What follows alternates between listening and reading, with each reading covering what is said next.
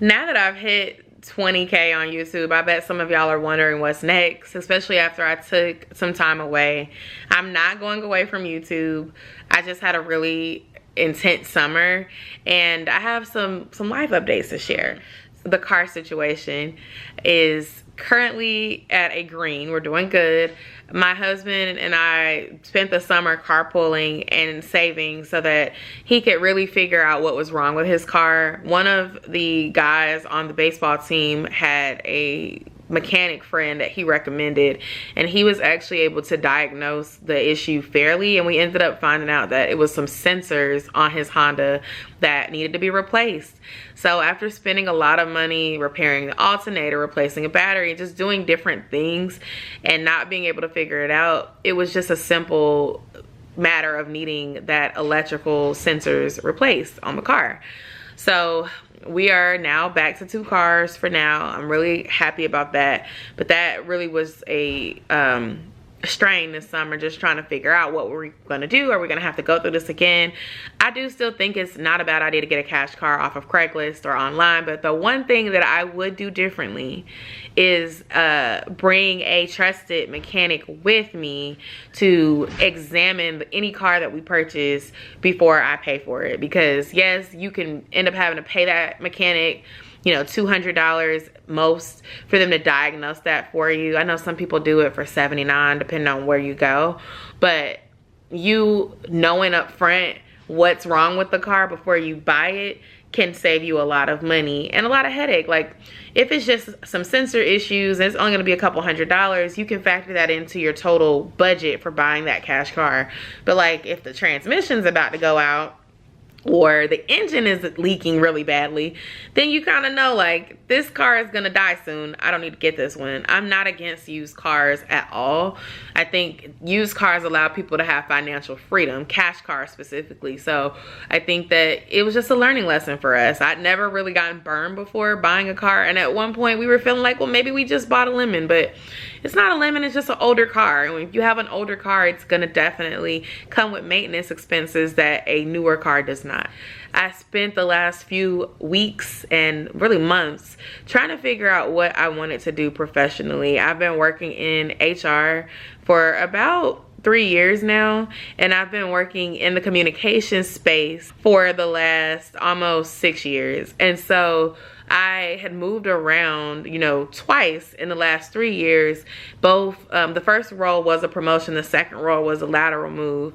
And I took the move recently, like my last job update, for one, because it was a fully remote position. Transparently, that was something that I really felt worked for us at the time. It was beneficial. I did a whole series about why I enjoyed work from home. But then back in January of this year, they made my team return to office. And I remember sharing with you all how I felt uncertain about it, how I felt like, you know, scared because my previous experiences working in office weren't always the greatest and I didn't have the best balance. But I have grown as a professional. I have grown in my career. I am not in the same place that I was 5 years ago. And so things were very different, and very different in a positive way. The team I was on was very much into development and empowering us to grow. And I'm so grateful for where I sat and was able to serve in this last role. But also being in office allowed me to really network and get myself out there so people knew who I was and what I could do. I experienced also just a lot of transitions while working this year. People leaving the company, people moving teams, taking on more work than anticipated. So I really was able to figure out, okay, what do I want to do next? I've been in situations where I've had to do the work of a manager before, and it's been temporary, sometimes months of that being my situation. How would it be if I had the authority and the ability to really drive, but also be able to really learn and have the title to come with it? I was actually promoted and I'll be in a manager position starting in a couple of weeks. I'm not a person who cares about titles. I am a person who cares about what I can do to help and serve others. But sometimes when you are an individual contributor and you are not a leader, you don't get the same ability to make decisions as someone who is. One thing that I learned this year is how important it is to brag on the work I do and get myself out there, because you can't just assume people know you're great because you're great. You have to be proud of that work. And that doesn't mean you go in there bragging and, you know, not being a good person to others, but it does mean that you should not be afraid to step up and speak for yourself and let people know what you want and what you can do, and show up to work and do your best stuff. I spent a lot of July interviewing, and I had some no's and I got a yes. I'm just really grateful and thankful. I never thought that I'd be here, you know, 9 years ago, especially because I had to start in an entry-level position that really had nothing to do with my degree. So when I tell y'all I have worked hard to network and show the work I can do and perform well doing things that I didn't necessarily want to do at the time, but to get to where you need to be. And with that, I'll say sometimes you have to take a position to get your foot in the door. Sometimes you have to move laterally so that you can be in a different position to work with different people that can allow you to grow. Don't be afraid to leave situations that don't serve you. Don't be afraid to take on stretch assignments or projects that will help you better align with your goals. And also, do not be afraid to put yourself out there. You are capable of achieving whatever goal you set out for yourself if you believe in yourself first and you do the work. That's kind of part of why I've been MIA, in addition to just trying to navigate things with Josiah. Shifting gears here into him, this had been a challenging year. I kind of shared that with you all, you know, like recently I've been kind of sharing how his behavior had kind of shifted, and we were trying to figure out what was going on with him. Well, it turns out, y'all, he was missing his father, and I did not know at the time, but his father was away. And when I say away, I mean go back to the Bay is in prison videos from years ago, and I'll let y'all put two and two together.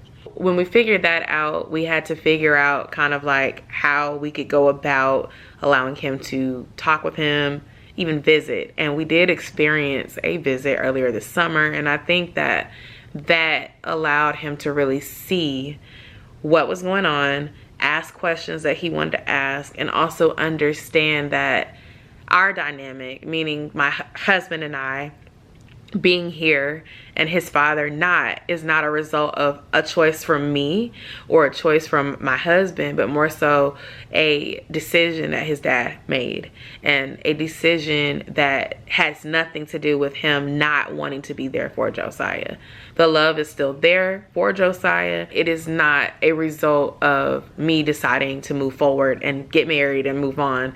It's more so like, you know, this person was navigating their life and they made some choices that landed them where they are, and it's not a reflection of how much they love their child. It's a reflection of them making poor decisions in that season of their life. And being able to have that conversation and see that interaction and him understand it by seeing was really good for him, because it made him understand that we are all rooting for Josiah. We all love Josiah and we want the best for him. And so me and my husband are here providing that as best as we can. And hearing his dad kind of say those things and be supportive of us kind of helped him understand that we're not keeping him from his dad. I ask for y'all's prayers and just your love as y'all consider Josiah. I'm not a perfect parent. I do feel like at times I wish I would have made better choices when I was in my teens and 20s.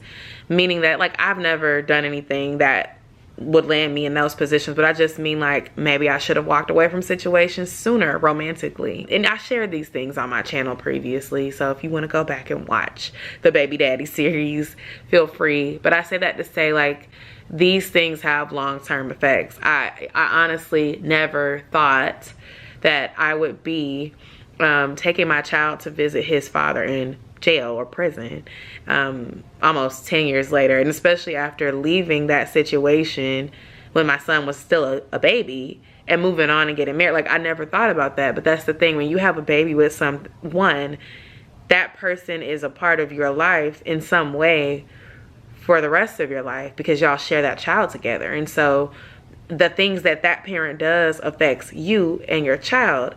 And even if you do move on and get married and you have a spouse that is wonderful, that is active, that coaches your teams, that takes you to the doctor, that cares for you when you're sick, that spends money on you, that tells you they love you, that try to be there, it will not necessarily fill the void of your parent that gave birth to you, or you know, that gave you life, if you know that person and you still crave that. It's like being adopted. You can have an adoptive parent, that's amazing, but if you know that that's not your parent, that doesn't mean in the back of your mind you're not going to wonder about your real mom or your real dad, or both of your parents if you have two adopted parents. And so I think Josiah's behavior started to decline because he remembered his dad. He remembered going to visit sometimes. He remembered seeing him and his other grandmother and his uncles, and started to feel like, you know, I love my mom and I love my stepdad, but where's my dad? Where's his family? And at times I separated them from each other because there was a lack of consistency. There was a lack of communication. There still is. Like, I actually have tried to extend the olive branch. I've tried to reach out to his relatives, and they've done better this year, but they have not made an active role in trying to spend time with Josiah yet. I'm hopeful that that will change, especially because of the situation.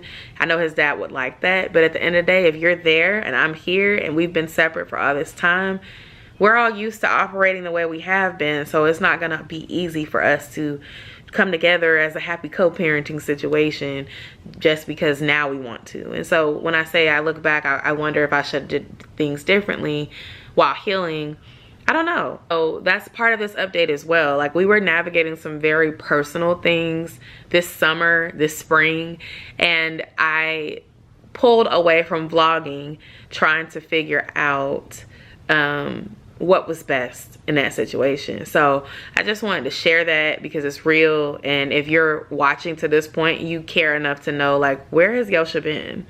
But what's next for me? I am focused on really growing in this new manager position at work. I am focused on being the best mom and wife that I can be to my child and my husband. And I'm also focused on my fitness journey because a lot of that fell to the wayside. I want to kind of prioritize that physical health again, being consistent. I've been pretty consistent over the last month with my gym and my meals and stuff, so I hope to find time to do more of that kind of content again, because y'all enjoyed it, but it also helped me stay accountable. I want to come back to, you know, being regular with YouTube and long videos, short videos, community tab posts and things of that nature. But I have to find a new operating rhythm because my responsibilities are changing a little bit. So I hope y'all enjoyed this video. I missed y'all so much. Comment down below. Let me know what has been going on with you since the beginning of the summer. Let's talk in the comments below. Y'all know I read and respond to my comments. Thank y'all so much for watching, and I'll see y'all in my next video.